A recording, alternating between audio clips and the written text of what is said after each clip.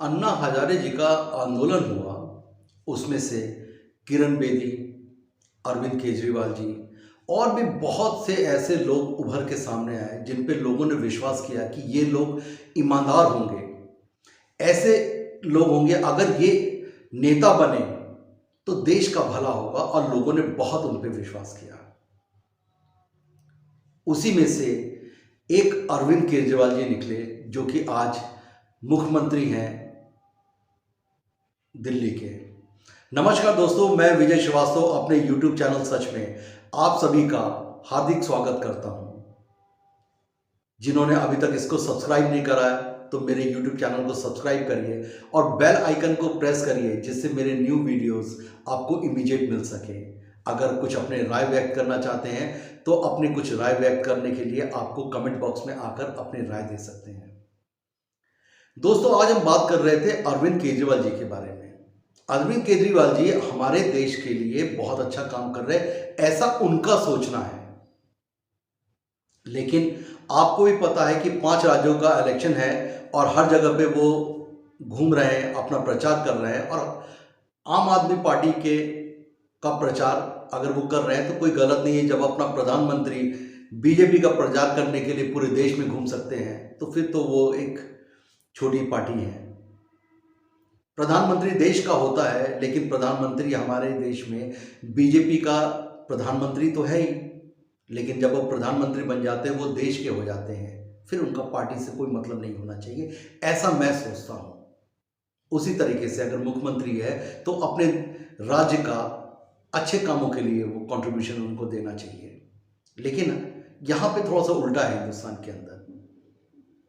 मुख्यमंत्री अपने राज्य को छोड़ देते हैं या राज्य के लिए कोई दूसरा आदमी बैठ जाता है जो उनका काम देख रहा है, और बाकी वो अपना प्रचार जो होता है पूरी जगह जगह पे घूम घूम के करना शुरू कर देते हैं। आज हम बात करते हैं पंजाब के बारे में। हम लोगों के लिए रोजगार तो पैदा नहीं कर सके, लेकिन हमने उनको भीख मांगने की आदत या दूसरों के सामने हाथ फैलाने की आदत जरूर दे दी है, और इसका श्रेय मैं समझता हूं कि अरविंद केजरीवाल जी को सबसे ज्यादा जाता है। उन्होंने पंजाब के अंदर एक अनाउंसमेंट करा कि हम बच्चों को फ्री एजुकेशन देंगे। बच्चों को फ्री एजुकेशन देना कोई गलत नहीं है और देना भी चाहिए। आज हिंदुस्तान के अंदर एजुकेशन की कमी है, लेकिन स्पेशली उन्होंने कहा कि ये एससी भाईचारा, आप समझ गए ना, ये सिर्फ एससी लोगों के लिए है, जो एससी भाईचारा है कि जिसमें उनके बच्चों को फ्री एजुकेशन दिया जाएगा। अगर वो आईआईटी या मेडिकल का कोचिंग करना चाहते हैं तो 100% उनको पैसा दिया जाएगा कि वो मेडिकल की कोचिंग कर सकें। अगर उनको कोई दिक्कत हो जाती है, ट्रीटमेंट की ज़रूरत पड़ती है, तो उसको वो फ्री ट्रीटमेंट कराएंगे। और चलिए, ट्रीटमेंट की वाली बात है तो मैं इसके साथ हूँ कि आप एससी को क्यों, सभी लोगों को आपको ट्रीटमेंट कराना चाहिए। ये आपका फर्ज भी बनता है, और एक मुख्यमंत्री अगर किसी राज्य के हैं तो ये आपके एजेंडे में होना चाहिए। 18 साल के ऊपर की जो भी महिला है उनको 1000 रुपया दिया जाएगा। एससी महिला है तो 1000 रुपया दिया जाएगा। वृद्धा पेंशन योजना जो होती है वो मैं मानता हूं कि उसको देना चाहिए। और अगर आप लड़कियों को बढ़ाना चाहते हैं, उनको 1000 रुपया देना चाहते हैं, तो चलिए ये भी कोई गलत नहीं, आप उसको करिए। लेकिन मैं अरविंद केजरीवाल से ये पूछना चाहता हूं कि एससी में ही गरीब होते हैं, क्या जनरल कैटेगरी में किसी की कोई रिक्वायरमेंट्स नहीं होती? जनरल कैटेगरी का आदमी क्या कमजोर नहीं होता, कम पैसे वाला नहीं होता? क्या सब जनरल कैटेगरी के जितने लोग हैं सब अरबपति या करोड़पति होते हैं, जिनको कोई भी सरकार से कोई जरूरत नहीं है? और एससी के कैटेगरी के लोग जो होते हैं इनको ही जरूरत होती है। मैं आपकी नॉलेज के लिए, आपको नॉलेज को बढ़ाने के लिए एक बात कहता हूं कि एक छोटी सी कंपटीशन अगर आप देने जाते हैं, उसके लिए आपको 500-1000 रुपए का आपका खर्च हो जाता है या 2000 रुपए का खर्च होता है। इनको अपने जनरल कैटेगरी वालों को अपना फॉर्म भरने के लिए भी इनके पास पैसे नहीं होते। एक एससी कैटेगरी का आदमी फ्री में सब काम कर लेता है या उसको कम पैसे में काम करने को मिलता है, और जनरल कैटेगरी का आदमी सिर्फ पैसे की वजह से वो आगे नहीं बढ़ पाता। आज आपको यह सोचना चाहिए कि देश के अंदर वो जरूरत है कि जिसकी जैसी काबिलियत हो उसको वैसा काम दीजिए। लोगों को फ्री की आदत मत दीजिए, उसको काम दीजिए, उसको रोजगार दीजिए जो आपसे वो फ्री की बात ना कर पाए। अगर जनरल कैटेगरी का आदमी आपको नॉलेजेबल मिलता है और उससे ज्यादा नॉलेजेबल अगर आपको एससी कैटेगरी का आदमी मिलता है तो आप एससी को आगे बढ़ाइए। हर कास्ट एक जैसा होना चाहिए। ये रिजर्वेशन और ये जनरल कैटेगरी, इसकी राजनीति ना आपको अच्छी लगेगी, ना जिन लोग कर रहे हैं उसको भी अच्छी नहीं लगेगी। देश के अंदर आज आपका एक समय आ गया है और यह समय कहता है कि जिसकी जैसी नॉलेज हो उसके हिसाब से उसको काम दिया जाए। मैं एक वीडियो देख रहा था और उस वीडियो के अंदर ऐसी कैटेगरीज के लोगों की को भर्ती करा गया टीचिंग के लिए। अब आप बताइए कि जिसको अपने प्रधानमंत्री का नाम नहीं पता, मैं स्टेट के बारे में नहीं कहूंगा, हर स्टेट की पोजीशन यही है, बस फर्क इतना होता है कि जिसका मीडिया में आ जाता है वो स्टेट हाईलाइट हो जाता है और जिसका मीडिया में नहीं आ पाता वो स्टेट हाईलाइट नहीं हो पाता। लेकिन सब स्टेट की यही पोजीशन है। उसको अपने देश का प्रधानमंत्री नहीं मालूम, उसको अपने राज्य का मुख्यमंत्री नहीं मालूम, उसको जिस डिपार्टमेंट के अंदर वो काम कर रहा है उस डिपार्टमेंट के अंदर उस मिनिस्टर का नहीं नाम मालूम। अब मुझे बताइए ऐसे लोग आपको एजुकेशन क्या देंगे? जो बच्चे उनसे पढ़ रहे हैं उनको क्या एजुकेशन देंगे?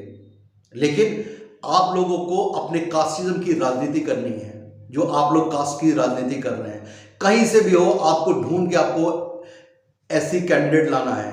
आप ये कहिए ना कि मुझे काबिल कैंडिडेट चाहिए। अगर नेता है तो काबिल नेता आना चाहिए, नॉलेजेबल होना चाहिए, एजुकेशन उसकी अच्छी होनी चाहिए, लोग उसको पसंद करने वाले हो। ये मत करिए कि मुझे ये वाला कैंडिडेट या इस कास्ट का कैंडिडेट चाहिए। आज पॉलिटिक्स के अंदर भी हो रहा है कि इतनी राजनीति में इस जात की करूंगा, उसकी, हर आदमी जो होता है हर जात का एक रिप्रेजेंटेटिव तैयार है। अब आप मुझे बताइए ना कि क्या हम लोग अपनी राजनीति को सही दिशा में लेके जा रहे हैं? एक मुख्यमंत्री जो वहां के लिए फाइट कर रहा है कि मैं मुख्यमंत्री बन जाऊं, क्या वो ऐसी राजनीति करेगा? अगर आप कह रहे हैं कि मैं सही राजनीति करने के लिए इस देश के अंदर आया हूं, इस देश में मैंने अपने कैंडिडेट उतार रहा हूं या इस राज्य के अंदर अपने कैंडिडेट उतार रहा हूं, तो फिर आप अच्छी कैंडिडेट उतारिए। जिन लोगों ने गलत किया है आप उसकी बराबरी क्यों कर रहे हैं?